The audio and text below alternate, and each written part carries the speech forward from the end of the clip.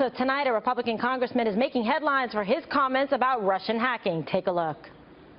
I'm all for doing what's necessary to protect the election here, but there's no suggestion that Russia hacked into our voting systems or anything like that. They, if anything, whatever they may have done was to try to use information in a way that may have affected something that they believed was in their best interest. But the bottom line, if they succeeded, if Russia succeeded in giving the American people information that was accurate, then they merely did what the media should have done. Joining us now is a lawmaker you just saw, Arizona Congressman Trent Franks. Thank you so much for joining us, Congressman. So people consider that to be pretty much provocative comments, some accusing you of siding with Russia. You tell us what you meant. Well, I mean, obviously, if you could see the whole interview, that would be somewhat helpful. But I would just suggest to you that I made it clear in that interview that anything that Russia did to compromise any of our systems should be met with the appropriate response. I even called Mr. Putin a KGB thug in the interview. But so they didn't to suggest show that on all the clips, right? Exactly. Didn't show that. That's all right. That happens a lot. But I appreciate the opportunity to come here. Unfortunately, you leave me with little to add from John Bolton, who I consider to be one of the greatest foreign policy experts in the world for America. Agreed. I think he should have been Secretary of State.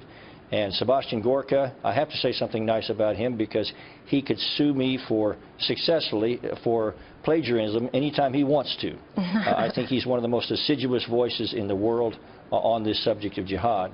But having said that, this situation is pretty straightforward. This president, when he came in, had the famous reset with Russia. I think he thought the entire Cold War was just a giant misunderstanding.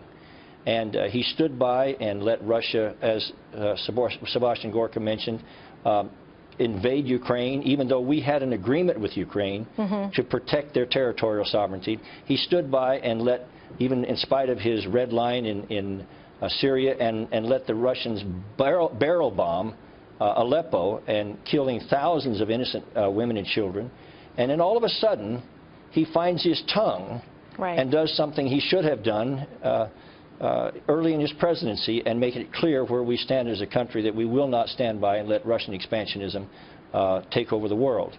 But in the meantime, Vladimir Putin has mopped up the world with Barack Obama, and it turns out he's not quite finished, it seems. Yeah, and I understand your point. You're saying that the mainstream media, the reporters, should have actually done their job and properly covered this election, properly covered the stories about Hillary Clinton, about her emails, about her deleting emails, about her server, all of the above.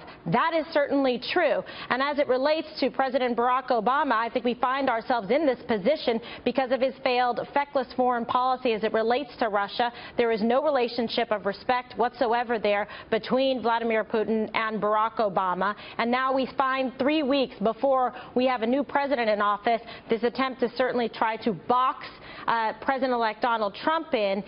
But it seems that Vladimir Putin did not fall for the bait that President Obama wished he did.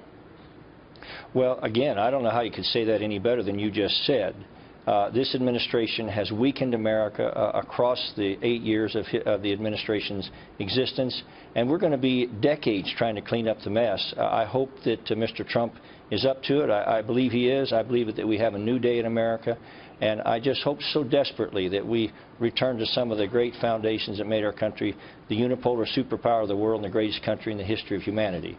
If we do that, then there's still time to make a better world. Well, it's so true, because the United States should not take a knee and be ashamed of being a superpower. Russia certainly isn't, and there's far-reaching implications here, as you know, as it relates to the Middle East as well, and Syria and the complexities there, and Russia's relationship with Iran. But this is all going to fall squarely with President-elect Donald Trump. What advice would you give him going forward for January 20th about dealing with Russia?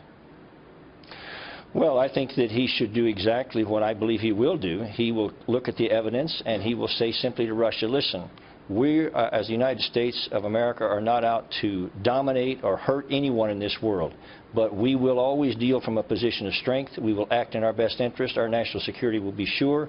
our arsenal of freedom will prevail in any circumstance. So it's best to be our friend, because to be our enemy is not a healthy position to be in. Absolutely. United States, best friend, worst enemy. I can relate to that. Yes, ma'am. All right. Thank you so much, Congressman.